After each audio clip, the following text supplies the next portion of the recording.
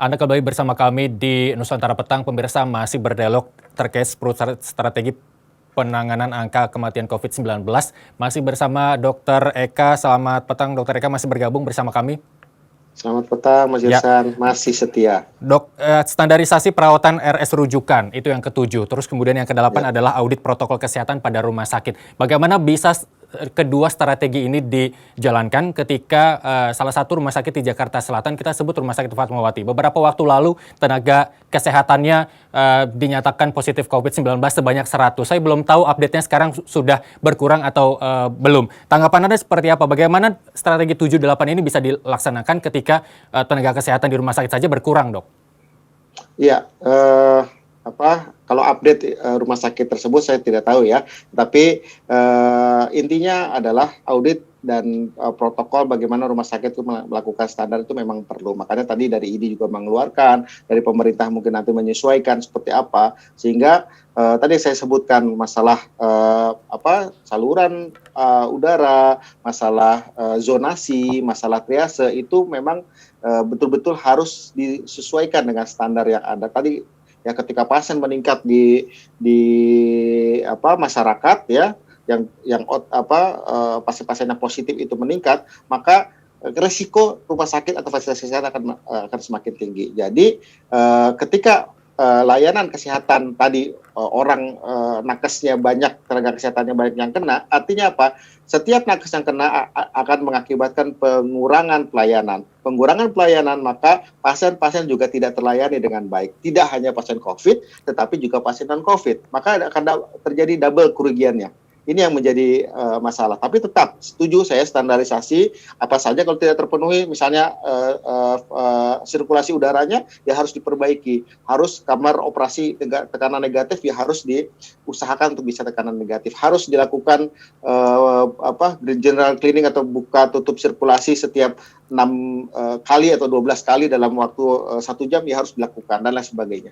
Baik, apakah memang hingga saat ini masih ada rumah sakit yang belum terstandar, Dok, untuk penanganan COVID-19-nya? Ya, kalau belum, kayaknya sih banyak ya, masih belum ya, karena memang ini kan penyakit baru ya. Kita rumah sakit kita untuk menghadapi penyakit yang airborne disease ya, seperti saluran napas seperti ini memang kesiapannya masih baru. Modal awalnya itu hanya beberapa rumah sakit yang bisa.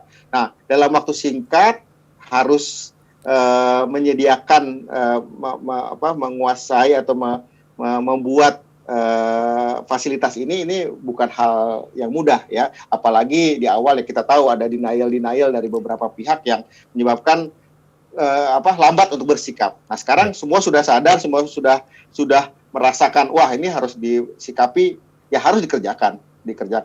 Kalau sudah semua ya pasti belum, karena kita lihat Jakarta tidak bisa dibandingkan dengan di Papua misalnya, di Kalimantan misalnya, karena ya sangat berbeda sekali. Karena mungkin Jakarta sudah levelnya segini, tinggal dinaikkan sedikit lagi. Kalau di luar mungkin di sini menaikkan ke standar ini tuh ya effortnya besar sekali. Tapi ya itu harus dilakukan. Kalau tidak ya tadi korban masyarakat akan meningkat karena kapasitasnya tidak bisa. Jadi memenuhi kapasitas itu bukan hanya membeli tempat tidur ya Mas ya.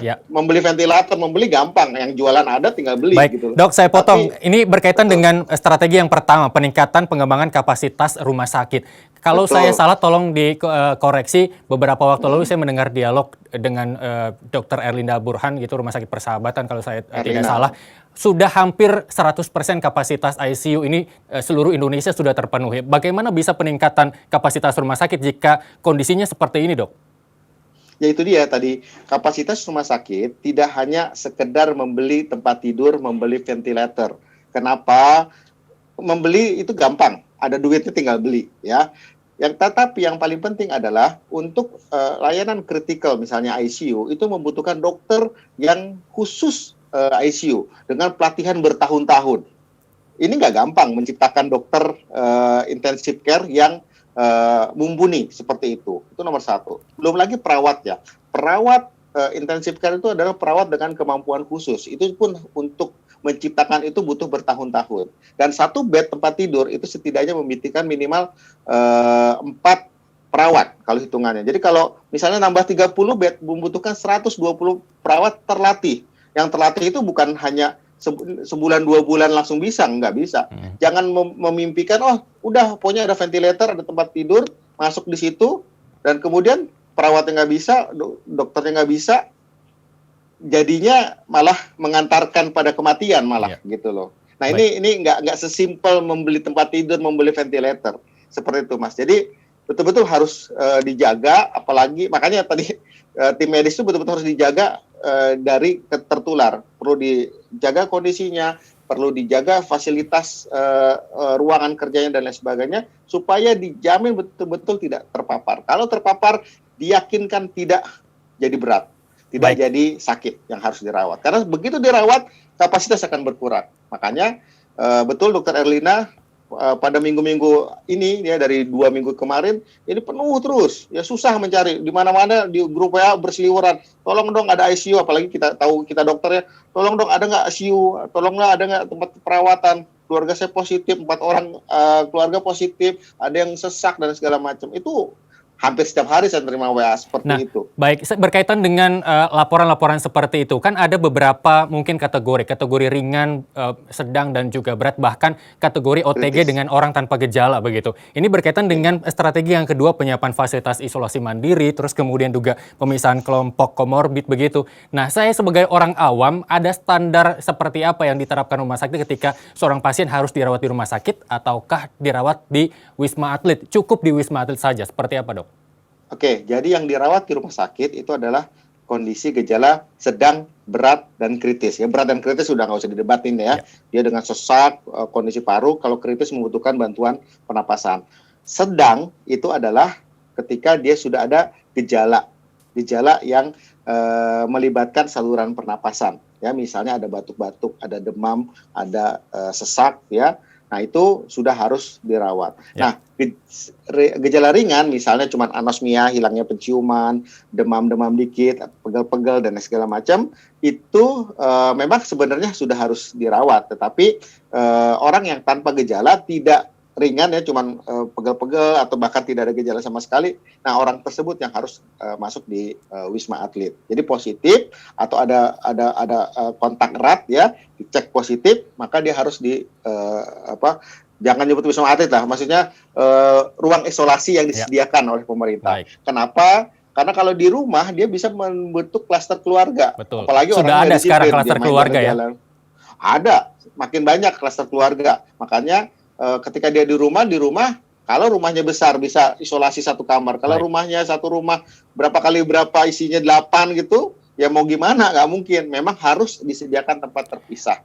Dan di situ harus dijamin makanannya, bla bla bla dan lain segala macam. Baik, Dok, secara singkat closing statement dari Anda dari 10 penjabaran yang tadi kita bicarakan. Sejalankah dengan strategi kemudian dikaitkan dengan peran rumah sakit dan dokter ataupun tenaga kesehatan lainnya, Dok?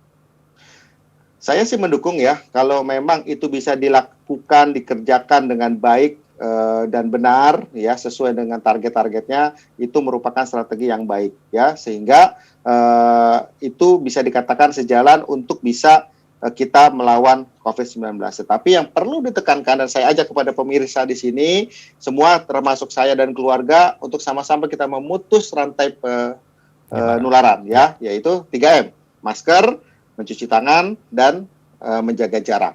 Dan kalau pemerintah ya 3T tadi, tracing, tes, tracing, dan treatment. Seperti itu. Baik, luar biasa. Terima kasih Dr. Eka Ginanjar, Ketua Tim Pedoman dan Protokol Tim Mitigasi PBID telah bergabung bersama kami di Dialog Nusantara Petang.